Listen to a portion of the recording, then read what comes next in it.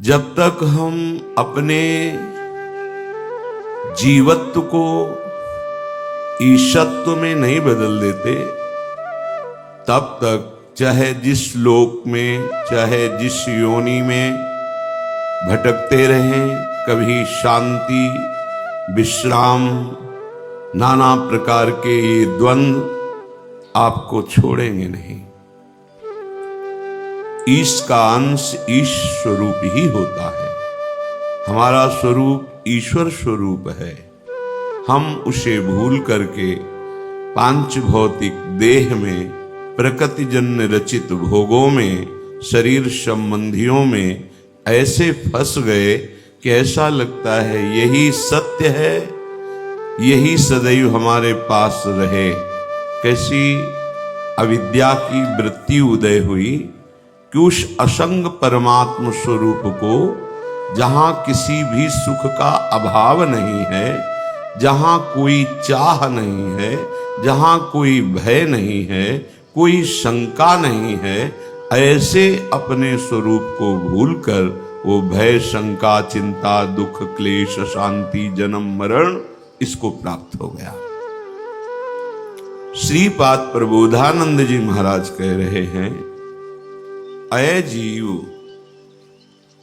यदि तुम्हें मनुष्य शरीर मिला है तो एक बार ऐसा जतन कर कि युगल चंद्र के मुख चंद्र का चकोर बन जा।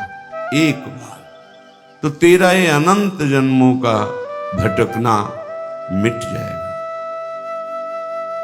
अये मदन मोहनो धसित वक्त चंद छटा, सुधौघ कृत सेचनम कुरुत लोचनम जन्मिनः, अमंगरस मंदिरे तदति लुब्ध मुग्धेन्दिरे, सुतप्त मति निर्वृत्तिम नयत मंक्षु वृंदावने। अय जीव, ये जीव मानो कहना उपहास करना है। सच्चिदानंद स्वरूप भगवद अंश देहाभिमान के कारण उसका उपहास करते हुए जीव कहा गया। वो जीव नहीं, ईश ही है, ईश। ये उपासना, ये प्रेम जीव के जीवत्व को मिटाकर और ईश के ईश्वत्व का विस्मरण कराकर नवनिवृत्त निकुंज के प्रेम रस, प्रेम क्रीड़ा में डुबो देता है। ये हित बड़ा सामर्थ्यशाली है, प्रेम बड़ा सामर्थ्यशाली है। अविद्या ग्रसित होने के कारण जीव कहा गया, जीव नहीं है पक्का। जो शरीर को मैं मान रहा है और मन और इंद्रियों से भोगों का चिंतन कर रहा है, भोग भोग कर सुख की अनुभूति चाहता है, उसे जीव कहते हैं। अधर्माचरण करने लगा तो उसे पापी कहते हैं, शुभ आचरण करने लगा तो पुण्यात्मा कहते हैं, भजन करने लगा तो भगत कहते हैं। वो है वही, न वो स्त्री है, न पुरुष है, न पुण्यात्मा है, न पापात्मा है, न इसका जन्म होता है, न मरण होता है। सच्ची बात मान लो, ये जिसका वर्णन हो रहा है वो आप ही हैं, कोई और नहीं है। आप भगवत स्वरूप हैं। अपने स्वरूप का विस्मरण हो गया है तो कहें, अये मदन मोहनो धसति वक्त्र चंद्र छटा। जब ये मदन को भी मोहित करने वाले युगल सरकार समस्त सखियों के बीच में वन विहार कर रहे हों और उस समय कुछ मधुर मधुर बात करते हुए हंस दे, बोले एक बार तो देखो, ऐसा सुख है कि मोक्ष सुख को भी त्याग दो, ऐसा ये महासुख है। एक बार तो ऐसा प्रयत्न कर, एक बार भगवत साक्षात्कार कर ले, तेरा काम हो जाएगा। अनंत जन्मों से जो तू सुख चाह रहा है, शांति चाह रहा है, तेरे को विश्राम मिल जाएगा, भटकना मिट जाएगा। तेरे लोचन सुधा प्रवाह से युक्त हो जाएंगे, सुधा अमृत। अभी मृत देख देख के हमारे नेत्र मृत हो गए। एक बार इनको अमृत का दर्शन कराओ, रूपामृत। ये जवान नाना प्रकार के भोगों को पाते पाते व्यर्थ हो गई। एक बार इससे प्रभु का नामामृत पवाओ। ये अमृत है, लीलामृत गा गा करके अपनी रसेंद्री को पावन करो। जहां नाम बाणी चली वहीं श्याम श्यामा झलकने लगते हैं। विश्वास करो। जब हम भगवत साक्षात्कार की बात सुनते हैं, पढ़ते हैं, करते हैं, तो एक भय समा जाता है सबके हृदय में। हमें कैसे मिल सकते हैं? हमने तो बहुत पापाचरण किए, कोई साधना नहीं है और बहुत समस्याएं हैं।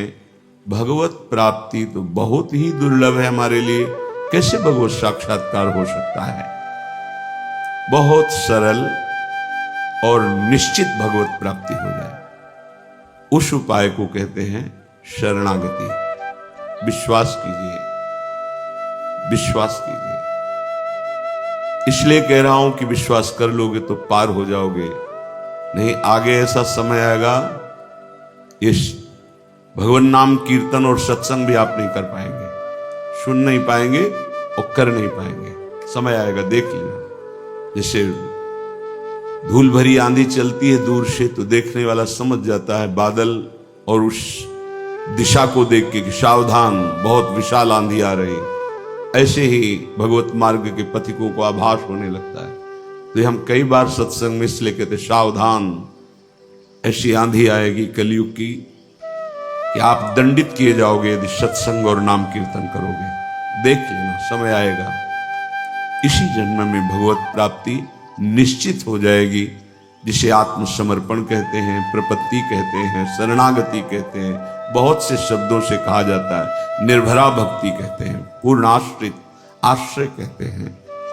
निश्चित इससे भगवत प्राप्ति हो जाती है। शरणागत के लिए ऐसा नहीं कि वो विद्वान होना चाहिए, शास्त्र खूब स्वाध्याय किए हो, बड़ा लक्ष्मीवान हो, धनवान हो, ऐसा बहुत से उसमें दैवी संपदा के गुण हो, ऐसा ऐसा। सुनो, शरणागत के लिए कोई शर्त नहीं है। तो हम किसी योग्य नहीं, पर यही एक बात आ जाए, निश्चित भगवत प्राप्ति हो जाएगी। गुरु कृपा से एक पक्ष साधना का ऐसा हुआ जहां कृपा शब्द से परिचय ही नहीं है। शरणागत केवल गुरुदेव की, इंद्रियों पर विजय प्राप्त करके अपने स्वरूप में स्थित होना, दूसरी बात नहीं। एक पक्ष आया कृपा का, जिसने सब अहम को चूर कर दिया, किसी साधन के योग्य नहीं रह गया। फिर जो हुआ वो कभी साधना से हो ही नहीं सकता था, ये पक्का विश्वास, ये केवल कृपा से हुआ। इसलिए देखो, शरणागति के लिए कोई शर्त नहीं है। न विद्या येषां श्रीर्न शरणमपि सन्न च गुणाः परित्यक्ता लोकैरपि व्रजनयुक्ताः श्रुतिजडाः शरण्यं यं तेऽपि प्रसित गुणमाश्रित्य सुजना विमुक्तास्तं वन्दे यदुपतिमहं कृष्णममलम्। जिसमें कोई गुण नहीं है, बहुत ध्यान से सुनना, निश्चित भगवत प्राप्ति हो जाएगी। बहुत मनन किया हुआ विषय है और यही जीवन का आखिरी सोपान है। चाहे कोई कितनी साधना कर ले, जब कृपा होगी तो यही आखिरी सोपान है, पूर्ण समर्पण, जिसमें कोई गुण नहीं है। अब आप गुण के विषय में सोच नहीं सकते कि हम में तो कोई गुण नहीं है, आप हमारे भगवान के लायक हो।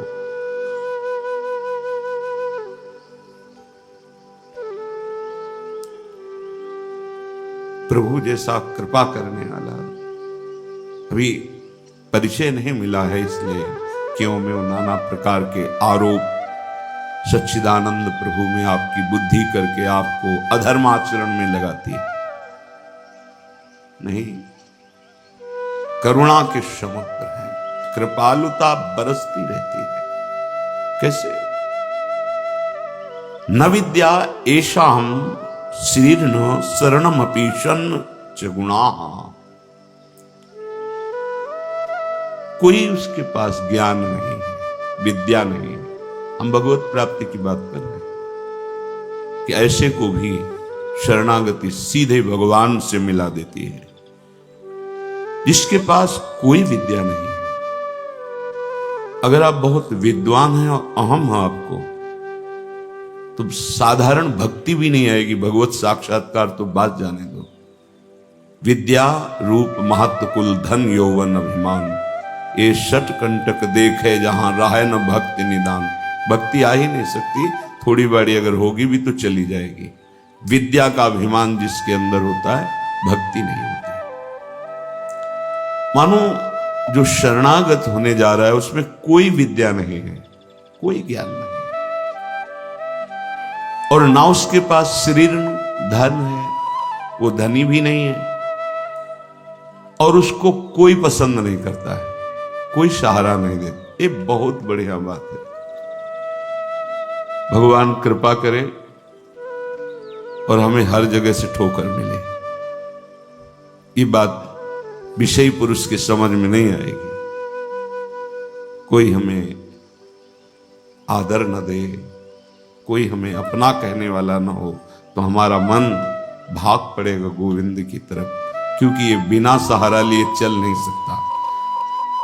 हृदय का एक विषय है, वो किसी न किसी का सहारा लेके ही चलता है, किसी व्यसन का, किसी व्यक्ति का, किसी भोग का, किसी न किसी को। देख लो आप हृदय से, बस इसके यही सहारे काटने हैं, काटने हैं, और पूर्ण ये सब सहारे एक जगह पूर्ण हो जाए। भगवान का सहारा, लाडली जू का सहारा, जिसके पास न विद्या है, न कोई गुण है, न धन है, और न कोई सहारा देने वाला है, वो जिसकी तरफ देखता है सब ठोकर मार देते हैं।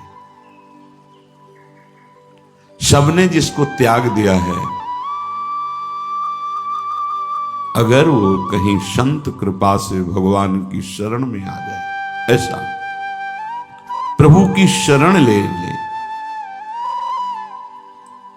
प्रसिद्ध गुण माश्रित सुजना, भगवान उसमें जो सुजन महात्मा जन है, उनमें जो गुण होते हैं वो सब भर देते हैं उस शरणागत में।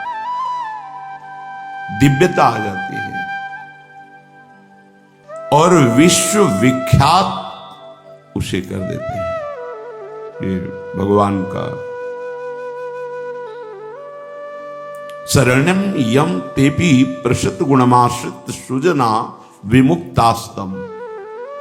जो बिल्कुल गुणहीन था, धनहीन था, विद्याहीन था, सब ठोकर मारते थे, कोई सहारा देने वाला नहीं था। ये सब इस मानो ये हमारे ही जीवन की बात कही जा रही है। हम सब अगर आप भ्रम से मान रहे हैं कि आप में कुछ है, अपने तो इस जीवन जो लिखा है वही जीवन था, कुछ नहीं, किसी योग्य नहीं। तो क्या कह रहे हैं? जब भगवान की वो शरण में आया तो सारे वो गुण भर दिए भगवान ने जो एक दिव्य महात्मा में होते हैं। और क्या किया? उसे विश्व विख्यात कर दिया। और क्या किया?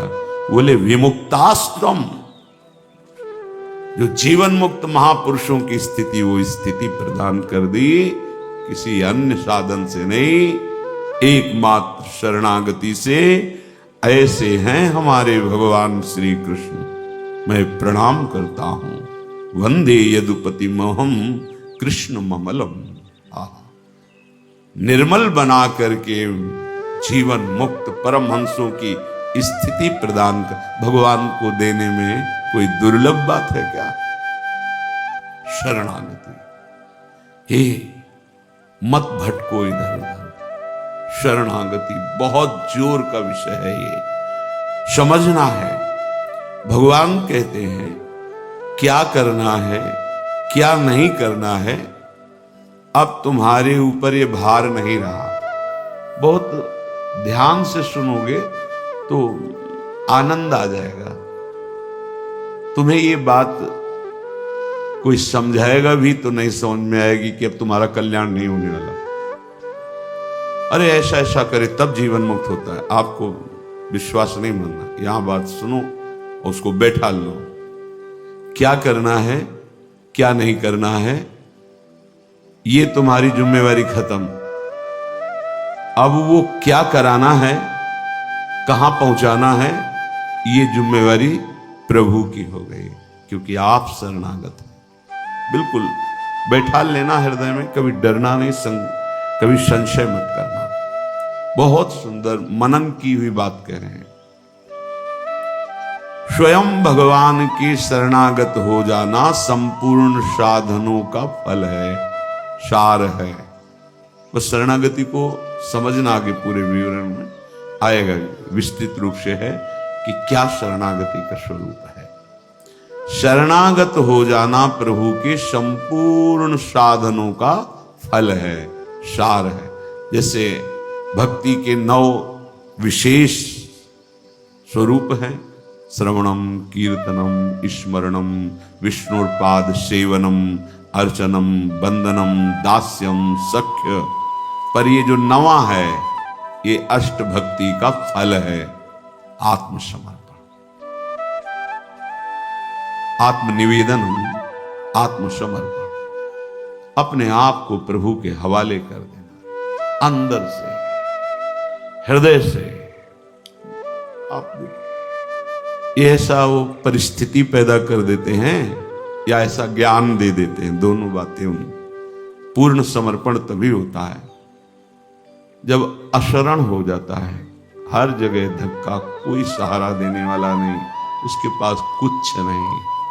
कोई अगर उसकी तरफ से निकलना चाहो तो हट कर दूर खड़ा हो जाएगा, कहीं कुछ मांग न ले, कहीं कुछ कह न दे, ऐसा तिरस्कृत, उसे विश्ववंदनी बना देते भगवान। पक्का केवल शरणागति बहुत बड़ा स्वरूप है शरणागति का। ये संपूर्ण साधनों का सार है। शरणागत भक्त को अपने कल्याण के लिए कुछ भी करना शेष नहीं रहता। सुनते जाना। जैसे पतिव्रता शरीर श्रृंगार करती है पति के लिए, पूरे ग्रह की टहल करती है पति सुख के लिए, उसकी एक एक चेष्टा केवल अपने पति के लिए होती है। यहां तक कि वो पूरे कुटुंब का, वो पुत्र पुत्री सबका पालन पोषण केवल पति प्रसन्नता के लिए करती है। ठीक बस ऐसे ही शरणागत का स्वभाव बन जाता है। उसकी शरीर की सारी चेष्टाएं प्रभु को समर्पित, सारी इंद्रियों की चेष्टाएं प्रभु को वो शरणागत है।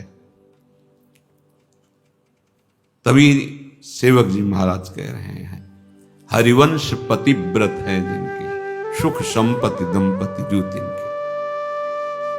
वृंदावन में विराजमान सहचरियों के मध्य में प्रिया प्रीतम के प्रति जिसका ऐसा अनन्य भाव, बोले उसको निश्चित प्रिया प्रीतम प्राप्त होते हैं, उनकी सेवा उसको प्राप्त। ये बहुत बड़ी बात है। ज्ञान निधि, वैराग्य निधि, बड़े बड़े महापुरुष जब थोड़ा सा रस का श्रवण हुआ तो आकांक्षाएं जागृत हो जाती हैं। हरिराम व्यास जी जिसे पद में कह रहे हैं, किशोरी तेरे चरणन की रज पाऊं, बैठी रहूं कुंजन के कोने, श्याम राधिका गाऊं। जो रज शिव शनकादिक याचत,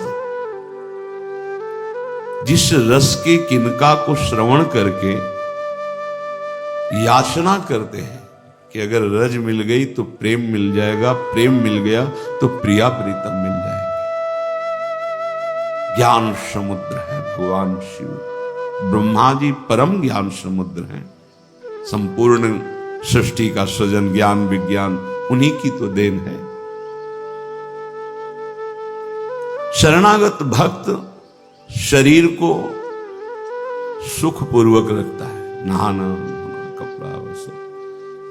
कैसे? जैसे एक पतिव्रता अपने शरीर को सजाती है, उसका उद्देश्य क्या होता है? पति को सुख देना। पति देखेगा, प्रसन्न होगा। यह हमारे परम पति का दासत्व है। गर्व से जैसे वो मांग भरती है, मंगल सूत्र धारण करती है, ऐसे ये तुलसी जी, ये हमारा मंगल सूत्र है हमारे प्रीतम परम पति के लिए। ये जैसे ये हमारा सुहाग है। किसी के एक प्रीतम होते हैं तो ठसक में घूमती है, हमारे तो दो दो प्रीतम, प्रिया और प्रीतम दोनों, बिहरत दो प्रीतम कुंज, ये हमारे दो। उस शरीर को लेकर के कि जैसे कोई बाहरी देखे पोशाक धारण किए हुए, खुशबू आ रही उसके शरीर से, इत्र लगा हुआ है स्वामिनी की प्रसादी, और पान पाए हुए स्वामिनी का पान प्रसाद। जैसे हम पात्र मार्जन करके श्री जी की सेवा में लगाते हैं, अब ये शरीर श्री जी की सेवा का पात्र है। मैं करके भोगों में उतारना निंदनीय है, त्याज्य है, लेकिन श्री जी को समर्पित ये शरीर, चाहे गृहस्थ हो चाहे विरक्त, अब वो उसी तरह से प्यार दुलार लायक है जैसे हम ताम्र पात्र को मार्जन करके पवित्र स्थान में ऊंचे पे रखते हैं। क्यों? क्योंकि ये श्री जी की सेवा में आएगा, तो ये श्री जी की सेवा पात्र हो गया। शरणागत का चिंतन कैसा होता है? इसीलिए तुम बाहरी त्याग तो देख सकते हो, लेकिन आंतरिक समर्पण नहीं देख सकते हो। जो प्रभु के शरणागत हो जाता है, उसकी कोई जाति नहीं होती, उसका कोई गोत्र नहीं होता, कुल नहीं होता उसका कोई, उसका वही कुल होता है, वही जाति होती है, वो गोत्र होता है जहां समर्पित हो जाता है। लोक में देखो थोड़ा सा समर्पण, अन्य गोत्र कुल की कन्या जब अपने पति को स्वीकार करती है तो पति का गोत्र और कुल उसका हो जाता है, फिर उसका अलग से नहीं बना, अलग तो वो समझ नहीं पा रहा, इसलिए नहीं, एक ही बना, वो कोई और रहे कुल में, उसका गोत्र अलग है उसकी, और वो जब पति को स्वीकार हुई तो पति के गोत्र में गोत्र मिल गया, पति के कुल में कुल मिल गया, अब उसका अलग से कुल गोत्र नहीं। जैसे नदियां जब अलग रहती हैं तो नाम अलग होता है, जब समुद्र में मिल जाती है तो एक ही शब्द हो जाता है समुद्र, ना नदी का नाम रह गया ना रूप रह गया। ऐसे ही प्रेम समुद्र प्रियालाल के शरणागत का गोत्र प्रियालाल है, कुल प्रियालाल है, जाति प्रियालाल है। इसीलिए हमारे प्रियालाल की शरणागति में कभी किसी से नहीं पूछा जाता आपका गोत्र क्या है, कुल क्या है, कौन सी, हमेशा आप हमारे प्रभु के अंश हो, प्रभु के शरणागत होना चाहिए, शरण होइए, बिल्कुल समान व्यवहार आपके साथ होगा। उसमें थोड़ी भी व्यवहार में कि आप इस जात के हैं तो आप इस सेवा में नहीं आ सकते, नहीं। देखो ना, किसी का परिचय नहीं कि आप किस जात के हो, किसी का परिचय नहीं। 10 वर्ष से आप सेवा में हो, किसी का परिचय नहीं। ये यहां मात नहीं, मात है आप प्रभु के हो, बस प्रभु के हो के अपने जीवन को प्रभुमय बना दो।